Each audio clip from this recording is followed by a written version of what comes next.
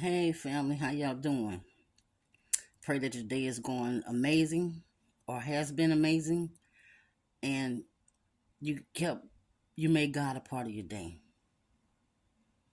Like I said in several of my videos, we we need to make prayer a habit in our lives. Just like you talk to another human being, that's how you can communicate with God as well. Because he already knows our thoughts before we think them. But because he wants a relationship with us, he desperately wants a relationship with us. He still wants us to tell him what's going on. If we're having a bad day, he wants us to come to him and tell him about it.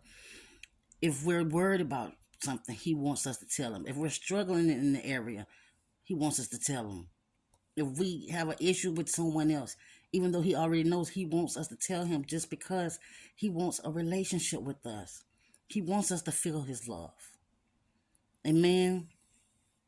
Conversation is a two way street. You talk, God listen. God talk, we listen. So I just wanted to come on here and just talk to y'all about that four-letter word love. Love is a word that should be felt way much more than it's heard. And growing up, I didn't hear the word I love you. I didn't get the hugs, the job well done, or you got this, you know? And so growing up, I used to see older couples that were married, some were, and they would fight. But then when I look back again, then they're all lovey dovey, they're all hugging and kissing on each other. So I thought that's what love was. Therefore, I started looking for love for that in men. I thought it was normal for a woman and a man to fight each other and make up because that's what, again, I thought that's what love was. And when you're growing up as a child, you believe what older people tell you. You believe what you see, unless somebody tell you differently. No one told me that. I'm about to be 50 years old. I just experienced what real love feels like 3 years ago, maybe 4 years ago. Okay, I always told God. I ended up taking discipleship class at my church, which showed me who I was, and I didn't like a lot of it. But I'm glad I took the class because it was healing. It helped me heal and get to the point where I'm at now. And God ain't finished with me. He ain't brought me this far to drop me off. I'm still learning some things. But I prayed and asked God for a man of God that loves him first, that I could study the word with, worship with, pray with, etc. And God delivered. God always also got a sense of humor. He blessed me with a husband that I didn't like at first. See, my type, the type I had for me wasn't God's type for me. And all those past situationships were abusive, literally, mentally, and especially definitely physically and verbally. But I thought that's what love was, so I stayed. I stayed way past my expiration date. God was clearly giving me warnings that that's what not who he has for me, or this not the relationship I'm supposed to be in. But I ignored those warnings. I ignored a lot of the red flags because I wanted to be loved. That wasn't love, because love doesn't hurt. Love doesn't call you names. Love doesn't hit. Love is not abuse. The man of God that God blessed me with, showing me what real love and true love feels like, that godly love. Who loves God first, he loves God first, and then me. Nobody comes before me other than God. And I mean nobody. And he makes that very clear. And it feels good to experience that finally. Because I thought I would leave this world being alone, never having that someone else to share the rest of my life with. My husband taught me how to communicate without the yelling. See, I thought I had to yell to get my point across.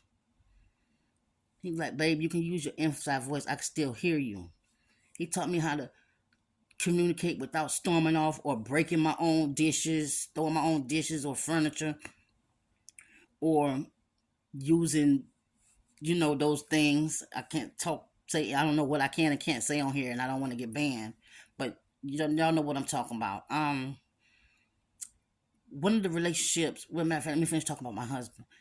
He's concerned. God bless me with somebody that wants to know how I'm feeling at all times. My past relationships always, they never complimented me, told me I was beautiful, told me I looked nice, told me what to wear. My husband don't. See, he said I'm a reflection of him and he's a reflection of me. So we have to act accordingly no matter where we act because people are always watching. My husband taught me no matter what or how I'm feeling, even if I think it's going to hurt him, talk about it anyway. At first it was hard, but it gets easier. And my guards were up because I thought he was going to be like them. I thought he was just introducing me to his representative like they did, and eventually they're going to change. And I kept looking for it. I tried to sabotage the relationship even before the marriage. I tried to sabotage it because I thought he was going to be like them. But he never switched up. Still to this day, January 31st, this year will be 3 years where we exchanged vows. We had our wedding, excuse me, November 11th. Listen, I wouldn't trade him for anything. Yes, my husband is a couple of years older than me, but with age comes wisdom. And ladies, if you're watching, I want to tell y'all this. Just because he's a man doesn't mean he doesn't have feelings. Just like you're healing from something, from some childhood trauma, it was something going on in his past too. Don't use what he shared with you about his past to throw it up in his face when y'all have a disagreement. Because it's okay to agree to disagree. Just because he thinks one way and you think a different way doesn't make either one of y'all thoughts wrong. Communicate it. Don't just assume that you know what each other's going to say. Let them finish their sentence. Let them finish saying what they're saying. Then you respond. Even if you have to write down what you were going to say so you won't forget, do that. The relationship will be much, much better. Like again, I said, love is an action word. And he's showing me in every way possible that he loves me.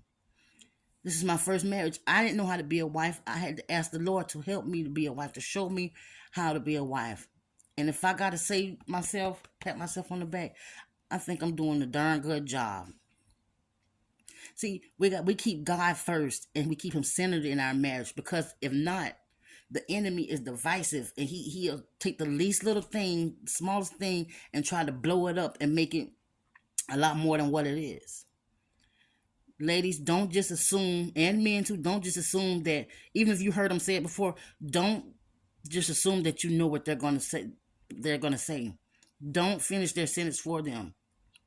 And another thing, ladies, stop trying to make your husband or your significant other see you the way you see yourself.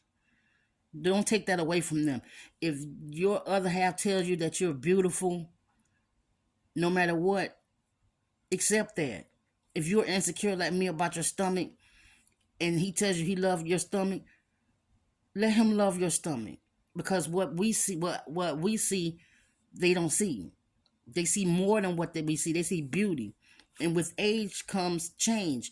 You're not going to look 21 for the rest of your life.